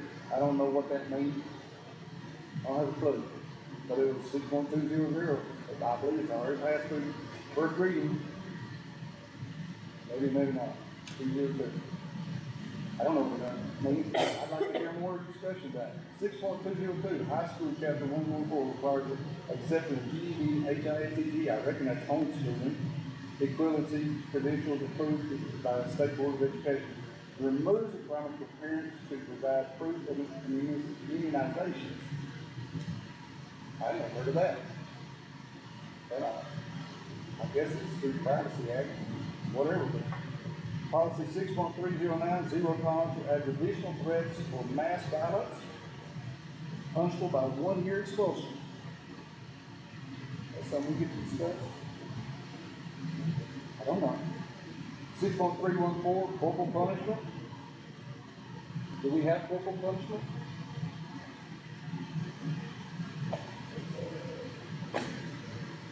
Maybe we do, maybe we don't. I don't know, but it's offering, security where if I understood it right, where teachers couldn't be civilly sued if they administered corporal punishment. So our state legislation is trying, but hey, will our policy stand up through this? 6.319, attendance education, director discretion of students to serve time at home or not. Discretion for student alternative education. Excuse me, reading all right. Alternative education. So, 6.319, well, I understood if you had a troubled child that we're too scared to even put them in alternative school. The director has the opportunity to send them home for a year. Now, under that, will we discuss that one? So anyway, there were 78 laws, I think, as Mr. Chairman's already stated right there. And I've got 3 more right here I'm glancing over right there. That affects our 280-some policies, possibly some of them.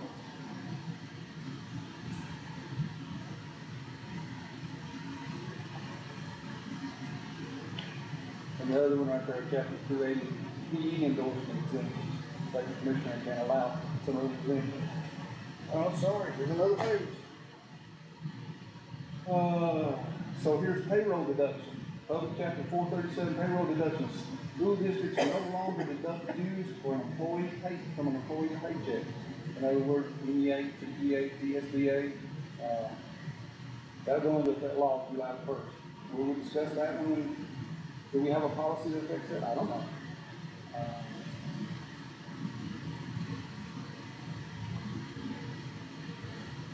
And Public chapter 448, use of pronouns. School district employees are not required to use a student's preferred pronoun if it is inconsistent with students' biological sex, with no civil liability to your employee. So, Mr. Chairman, I appreciate your time. I'm sorry to just go through hash things already right there, but that was the notes I had before I knew that any of this other was on my agenda. Thank you, Mr. Howard. Next item on our agenda is new business. We have no items, new business. Excuse me, Mr. Vice Chairman, I'm sorry. I've received a message from Mr. Markham. He would like to introduce some new business if the board would so entertain it. Okay, Mr. Martin, please approach the stand. So you have to turn that microphone on, Mr. Markham.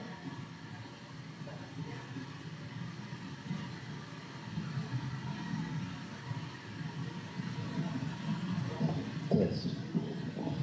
Thank you, guys. I appreciate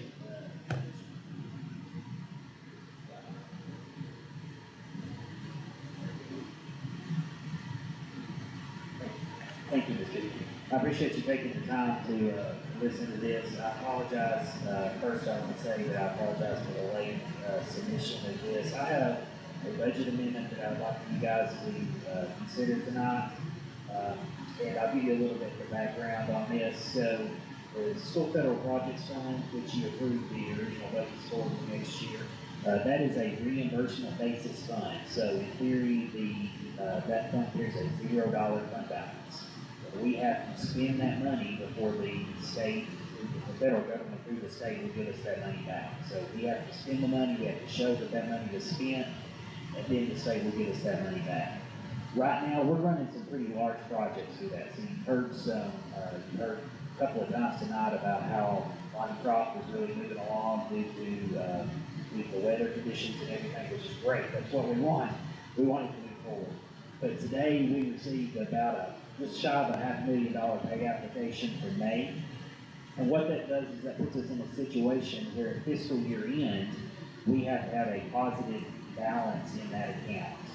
And paying that bill plus the other bills that will have to come through with payroll and also the June pay application for Bonnie Croft, that will put us in a negative position in that fund at June 30th when we close our books. So what I'm asking you to do tonight or to consider is something that we've done in the past. Right now we have some money set aside in School Federal Projects Fund that we transferred from the General Purpose School Fund. So our regular school fund, we transferred money into the Federal Projects Fund just for cash flow purposes. So right now, all I'm talking about is cash flow. What I'm asking for you to do is transfer some additional funds from the General Purpose School Fund into the School Federal Projects Fund just for cash flow purposes. So you're not appropriating any expenditures. We're just asking you to allow us to transfer from the General Purpose School Fund to the School Federal Projects Fund, which is essentially 2 different bank accounts, so that we have cash in that so we can continue to pay our bills and we're not in a negative position at fiscal year end. So what I'd like to ask you to do is to appropriate $2 million from the unassigned fund balance in the General Purpose School Fund and to put that into transfers to other funds so we can transfer that money to the school federal projects. So that's a $2 million transfer from school federal, from general purpose school fund, to school federal projects. One thing I do wanna know, once we get through all this, ESSER stuff, and we have our Bonnycroft project finished, we'll transfer that money back to general purpose school fund.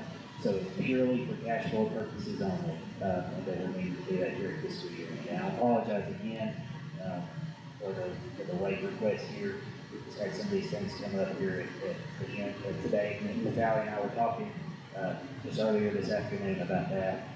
And, the state closes their fiscal year at the same time we do, so they're slow about paying us back on the bills that we do send in, so it just kind of creates a perfect storm for us. So I'd like to ask for consideration of that.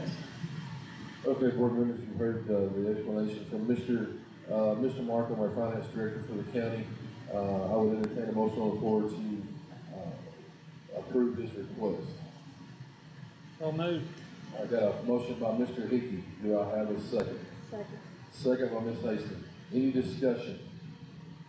I guess my one question, maybe you answered, was, once the projects are done, this money is just basically for paying the bills that are due, between now and the end of the fiscal year. Is that correct? Or end of the budget year? That's correct. So once these projects are done at Bonnycroft and all this extra ESSER funds that have come in, we usually have enough set aside in that fund to handle normal day-to-day operations. But with this large influx of funding, we need to transfer some more money in for cash flow purposes. So yes, once those projects are done, we'll come back to the school board and we'll transfer that money back to the general purpose school. Okay. Any other comments or questions for Mr. Martin? Okay, hearing none, all in favor of, this budget amendment or this transfer, from the general purpose school fund, to the what did you call the federal? School federal projects. School federal projects fund, let me know by saying aye. Aye. All opposed? Pass. Motion carries. Any other new business tonight? Mr. D? That you know of? Okay. No other new items, new business? No old business that we had on our agenda tonight? Chairman, may I make a comment on old business? Yes, sir. Thank you very much for that comment. Guys, I want to apologize for not passing on everything. I don't like doing that. But it seems like sometimes you gotta take a hard stance, because I feel like I have been discriminated against in many different ways. But one, about receiving agendas. I don't know what to do except to say, hey, I want it in hard copy now. Because I cannot, in good conscience, sit here and vote yes on anything that I've not even had a chance to read, look over, study, or get my mind wrapped around it. And I don't know anything else to say or do right there. Can I ask you, do you have access to the Google folder?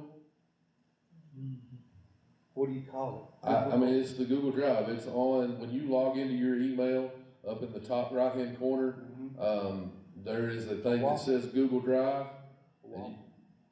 And you can, I mean, we can discuss this after, after we close, but I mean, I, like I said, I got the agenda on the 11th, and that's when it was dropped into the Google Drive folder, for everybody, along with all those policies, and everything that was submitted to us. So I don't know what's happening on that end, but we'll talk about it after the meeting, so. Mr. McDonald, could just say for record, that, the director and I, we did, confirm that. I think it was either Saturday or Sunday, confirmed the agenda, so it would have gone out to everybody, on Monday, or your packet would have been updated by Monday. Okay. One more question. Yes, sir. Policy 1.202, adhere to boardmanship code of conduct. Do we have one of those? We do, and you're supposed to, we sign those every year, through TSBA. Yes, sir. We sure do. Mr. Howard, Please show me another one, please.